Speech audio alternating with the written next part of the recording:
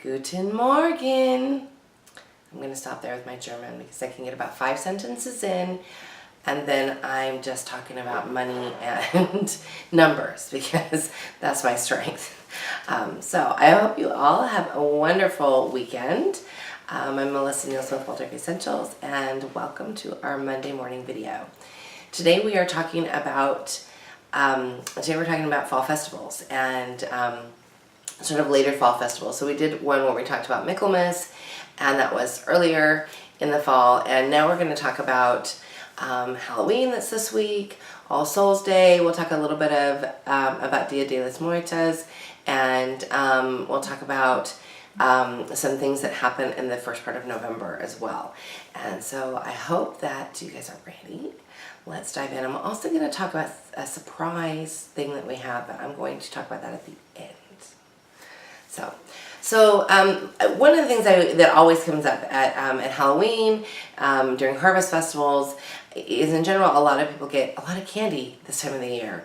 And so what do you do with all that candy? And in the Waldorf world, a lot of people will do either the Sugar Plum Fairies, they come to visit, or the Switch Witch, which is, I think she's friends with the Sugar Plum Fairies. So I don't know her quite as well, but I do know the Sugar Plum Fairies. I have a little intel on the Switch Witch, so I will share what I know, and I will share also what I know about the Sugar Plum Fairies.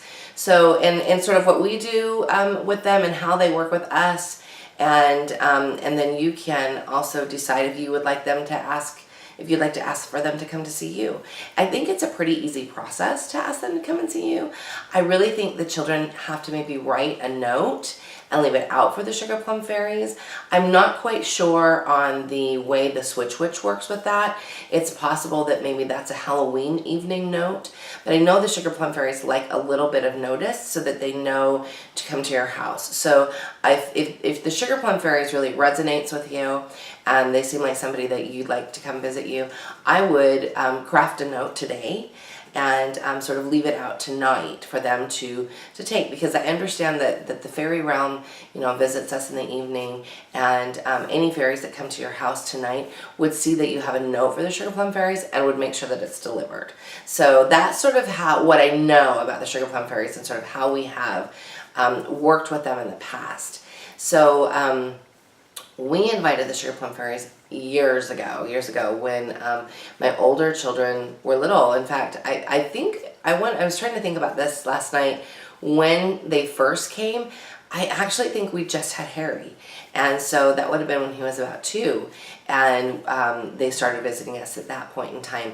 I also know they're pretty good friends with St. Nicholas, so they often will pass notes back and forth to one another. Didn't know if you moms knew that, but that's definitely something that we've experienced, that we've been able to have the Sugar Plum Fairies take St. Nicholas a note, like maybe with the children's wish lists on them. I know a lot of other children write to Santa Claus, but our children will write to St. Nicholas and leave it out for the Sugar Plum Fairies, because then they will often deliver that note to St. Nicholas.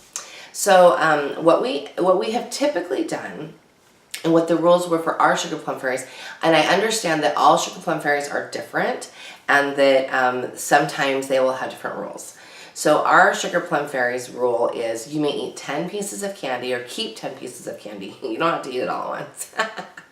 You may keep 10 pieces of candy, but then you have to put the rest out. And the Sugar Plum Fairies know. Like one year, Harry tried to trick them, and he kept 15 pieces of candy, and they made him go on this major scavenger hunt before he got his prize from them. It was really funny, because after that he never tricked them again. I think he was about 7 or 8 years old the year that he did that. Maybe 7, it seems like 7.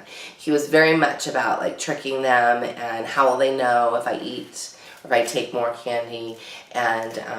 And so I said, well, I guess you'll find out. You know, you'll find out if maybe they knew that you had 15 pieces instead of 10, and they knew.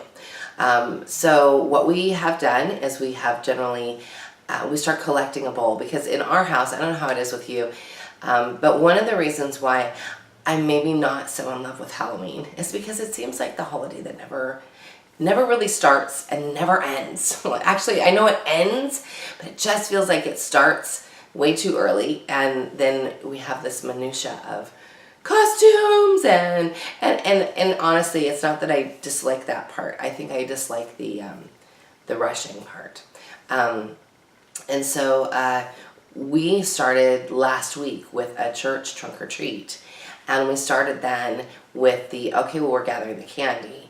And we do that. We gather all the candy from all of the festivities that are surrounding Halloween, because we want to be super honest with the Sugar Plum Fairies, and not make them think that maybe we didn't go someplace, because like I said, they know.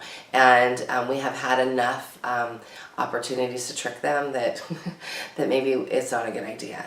So so we start gathering them then. And our agreement with the trick or treat last week was that they would eat 2 pieces, and then they, or keep 2 pieces, and then they would keep 8 from this week's activities. And we do also qualify, like what qualifies and what doesn't qualify.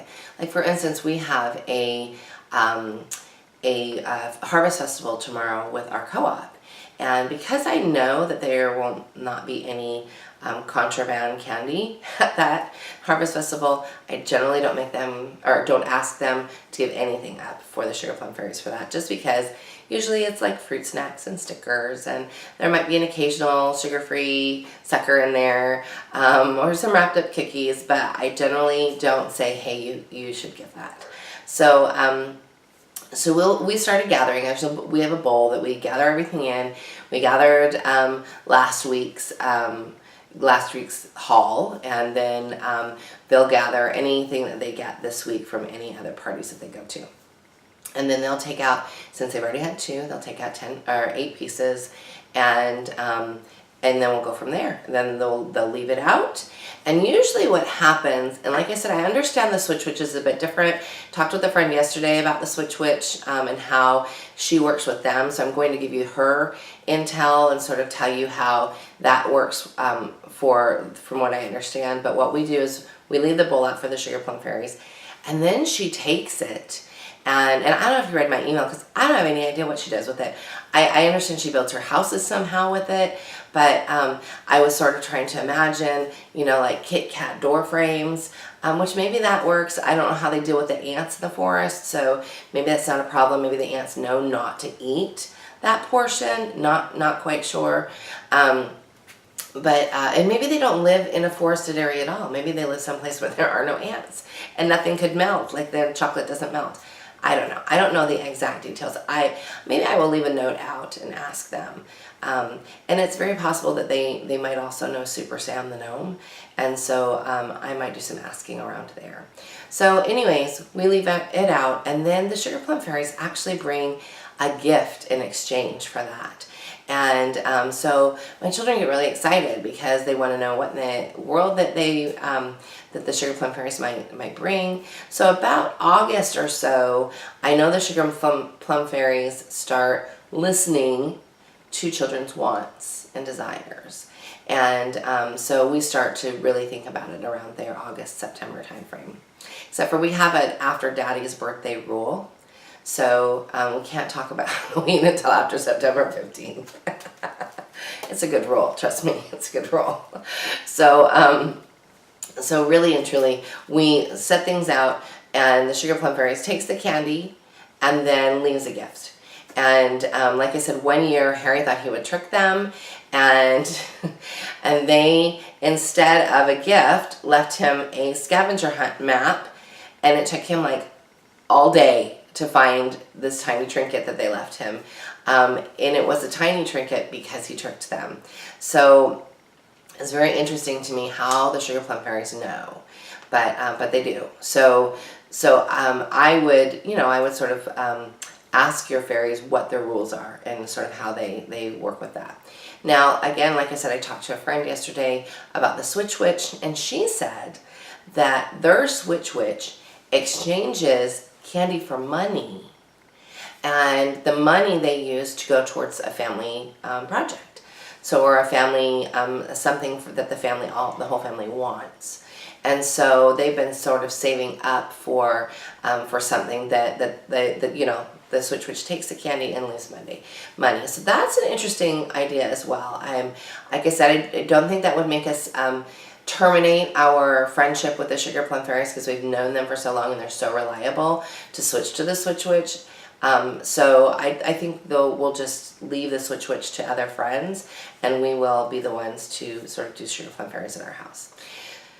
So, does anybody have any questions or thoughts, or want to share anything about maybe how the Sugar Plum Fairies work in their home? Any thoughts over there? No? Okay. Then I'm just going to move right along. So that is a big part of our tradition. And I have to tell you something really funny. And I think I probably said this before.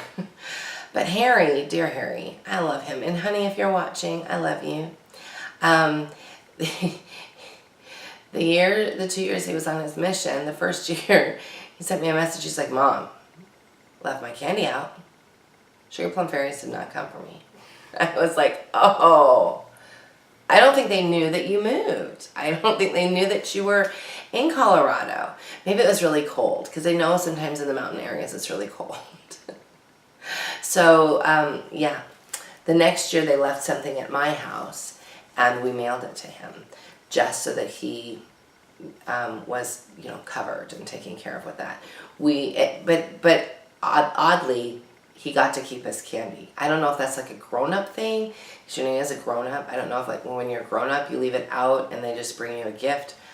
Again, like I said, I don't know the ins and outs of the Sugar Plum Fairies and how they 100% work, because that's like a magical realm thing, and the magical realm is sometimes just different, and they have different rules. So let's see, next, what was I thinking next? With regards to costumes, like people want to know, what are your kids going to be for Halloween? So I will tell you, Soraya has 2 separate costumes. Because we do not do character costumes at our co-op, I challenged them both to come up with something alternative in case, because I knew what they both wanted to be. And then I said, okay, so their challenge is to come up with something else for our co-op that does not cost me a whole lot of money. And so Soraya, for Halloween, she's going to be an Ewok, which is really funny. And so we found this great Ewok hood at Disneyland. It's perfect. It's actually knitted, and it looks like it's made out of really not horrible material. I'm sure it's acrylic, but like the inside of the hood is lined, and she actually acts a little Ewok-ish, don't you think, dear? When she has it on, it's a little strange. Yes. Like she channels them. She's channeling Wicked. Warwick Davis is channeled through. She tries to wear it every day. She does. I had to tell her she cannot sleep in it, because I had this like worry that it would like somehow shift from the face part to the back part, and then she'd have like some nightmare about being strangled. Anyway, so I'm like, nope, you can't wear that to bed. Sorry. So she's going to be an Ewok, and she actually found, she's got a pair of black pants, so all I had to buy for that was a black shirt, and I am crocheting her some little gauntlet paw thingies that I have to finish up today.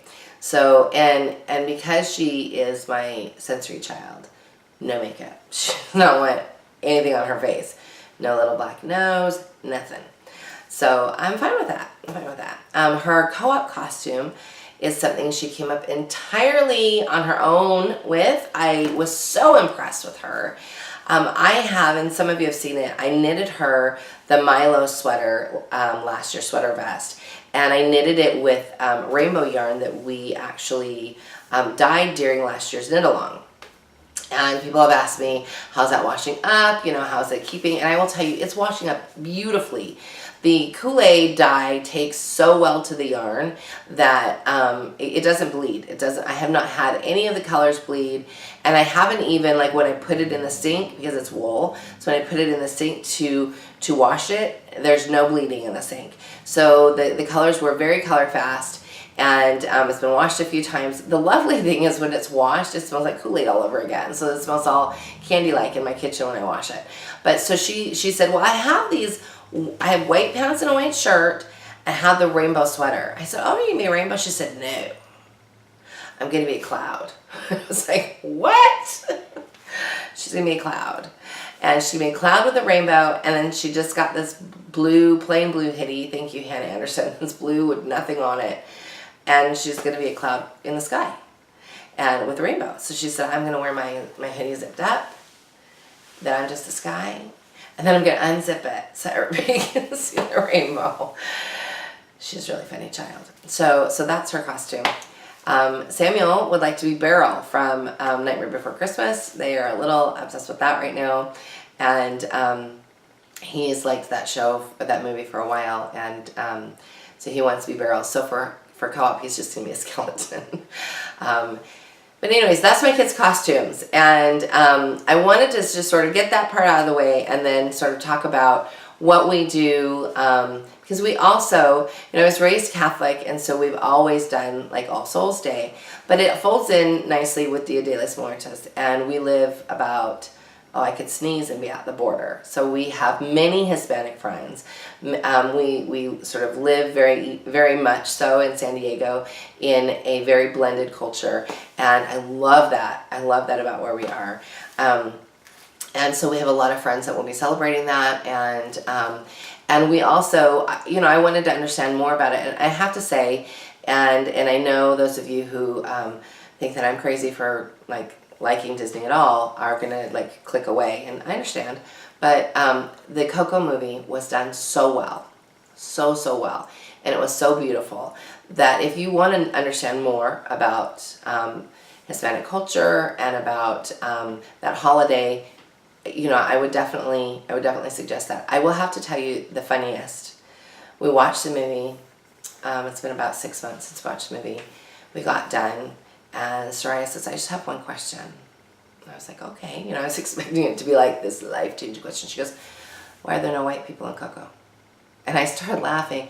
I said, because this is about, it's about their culture. And she said, no, like when they die on the other side. I said, well, they're just skeletons, so you don't know. So we sort of it opened the door to having a great cultural conversation about what different people believe and about what different people think what happens when you die. And so I thought that it was, even though I had to sort of laugh at first because, it's something that an adult would never say. It's a good thing you didn't show her Beetlejuice instead. Oh, yeah, that would have been bad. That would have been bad. Samuel's all into I want to know about this show, but no, not her. No. But no, oh my goodness. So I thought it was a great opportunity to really have this cultural discussion with her about how different cultures believe something different. Because it is a Catholic thing to do All Souls Day on November 1st. It blends very nicely and very well into the Dia de los Muertos celebration as well. And so, but I understand that's only something that happens in Mexico, from what I understand from the little bit of research I've done. It's not something that happens, excuse me, all of South America or anything like that. So, but because that culture is very present where we live, I wanted her to know and understand. And so we had a really good talk about it. So I think that that's a really good way to be able to discuss things. And I want to say I would absolutely not, with a young child, bring up cultural appropriation. I would not. But she did say to me, so, well, can we just honor our dead that way? And I said, well, actually, let's talk about All Souls Day. So that was sort of our segue into having our conversation about why we put all of our loved ones that have passed. And I don't just do loved ones that have passed, because I have a picture of Jacob on our space too, and she's like, he's not dead. I said, no, I know, but he's not, doesn't live near us. So we put him there to remember him and to keep him in our hearts. And he's in our hearts all the time anyways, but it's really nice to sort of have him there pictured with all of our loved ones. So we have a space, and like I said, I would not have the cultural appropriation conversation, but I would have this is what they do. What can we do to really honor them the way they honor people from Mexico? So what we did was we talked about what were the favorite foods of some of our relatives, because that's what they do. They sort of bring the favorite foods to as an offering to this space where where they usually, I think, from the cemetery. And I actually learned something interesting too. I have a dear friend who, let me finish this sentence, excuse me. I have a dear friend whose husband is one generation from Mexico, and she asked her mother-in-law, she said, why do you not have an ofrenda here? And like, why is it not something that is more prevalent here in your home in America? And she said, basically it's space. So in Mexico, when the homes are built, they have a home built for the ofrenda.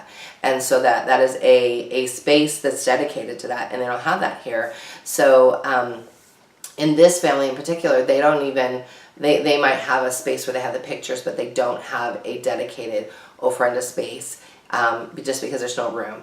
And that was like a really great, it was a really good conversation for me, because I go, oh, well, if I went to another country, I would definitely take my culture with me, and they do, but that's just something that they don't bring, because they have a dedicated space for that.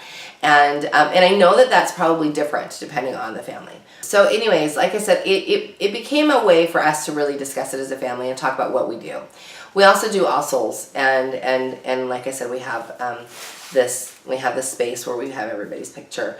And we sort of talked about, okay, well, what could we do? What were their favorite foods? I have no idea what my grandparents' favorite foods are. I know my grandpa loved Mexican foods. We'll probably eat that. I also know he loved burgers. We'll probably eat that. You can take it to wherever you want. And I just encourage you to come up with a tradition that feels right for you and feels good for you. And that feels like it's honoring your family and honoring sort of what you believe about people who have passed. So with regards to festivals, Waldorf festivals or otherwise, do not adopt something that you actually don't believe in, because your kids will know it's not authentic, and you will not feel it, and you won't keep up with it. So you want to adopt things only that feel really good to you, and that feel like, you know, that you are bringing to your children what it is that they want or they need. Crafty Mom Stuff says, do you still go live on YouTube? No, we haven't been, because we've been live on Facebook, and that's a lot of cameras to have going in here, and a lot of bandwidth to have going in here. But if Facebook doesn't keep up, then we're going to just do live on YouTube, I think, next time. So we might give them one more chance, but yeah, because I have no idea. We have the fastest internet speed. We rebooted the modem. Anyway. So back to holidays. So the next one coming up is Martinmas, and like I said, don't adopt anything that you don't wholeheartedly believe in, or that you can't alter to make it so that you do believe in it. And Martinmas is definitely one of those things. So Martinmas sits opposite of Candlemas on the calendar, and Martinmas is the light going into the darkness, and Candlemas is light coming out of the darkness. So, and that's definitely for the Northern Hemisphere. It would be flipped otherwise. So what we are focusing on is, with Martinmas, it's this beautiful, there's a beautiful story. I mean, I think the story is really beautiful. Even if you're not a Christian, it's a beautiful story. However, I would encourage you, if that is not the direction you walk in, that you come up with some other story. There's so many beautiful stories in the Waldorf world about Martinmas, and you could definitely not do the legend of St. Martin. You could do something else. You could just do a beautiful lantern story, or come up with, like I said, something of your own. So we do both. So we will do the story of Martin, and then we will also talk about this sort of light going into the darkest part of the year for us. And the time's about to change. The clocks are about to change, and it's already super dark here by 4 to 5 o'clock. And so we already are seeing a lot of that. And so the idea of having a lantern, you can see all my lanterns here, and they're actually lit, but you cannot see all of them lit. But the idea of having this light that goes into the darkness, I think, is super important for kids, because the darkness can be a scary time. So, we often will talk about what things make us feel safe, and sometimes light makes us feel safe. And while in our home we focus on what the light is, you can talk about the light in the middle of the winter being the child of light. You can talk about being Christ. Talk about whatever feels comfortable for you and whatever will resonate with you. so that then you will want to continue with this festival later. You don't want it to be something that peters out after a year. So like I said, so that's coming, and it's the 11th of November. But I sort of think about festivals as a season. So if it happens on the 11th, great. If it doesn't happen until the 15th, that's fine too. I mean, I think that it really and truly, it's all about what your intent is and how you're feeling about things inside and how excited you are about bringing this to your child. We have a lot of fun making lanterns. These are ones that we made about 2 years ago, and this one actually has a window star on it, and we just use kite paper. I used kite paper and I watered down Elmer's. This one we actually used glitter glue. I'm going to tell you, it takes a long time to dry, like days to dry. Only the glitter glue. There's something different in the glitter glue than the regular Elmer's.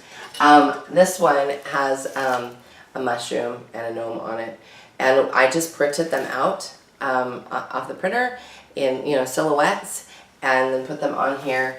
And again, it's kite paper. Kite paper works really well. Tissue paper works really well. I actually think this pink one is tissue paper. And this one over here, of course, is a unicorn. But anyways, that would be what we would use. This year we're going to make paper lanterns again. We usually have made paper lanterns, but then we made these ones. Are so beautiful. But we're doing paper lanterns again with our co-op this year. We've done the balloon lanterns with the paper mache that are really fun. But I don't know how that works with wheat allergies. I know there's a lot of people in our co-op that have wheat allergies, so you're like, no, we're not going to do that, because I don't know if it's wheat contact allergies or just wheat ingestion allergies. So we decided not to do that, but we'll do some beautiful paper ones this year. And so watch our Instagram. We'll take some pictures of that. I think that's pretty much all. Does anybody have any questions, thoughts, things they want to share about any of these holidays, traditions that you do?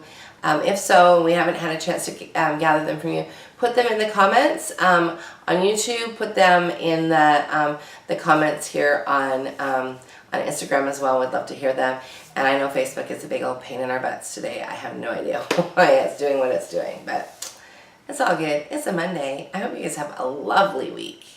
And make it a week that you feel really good about.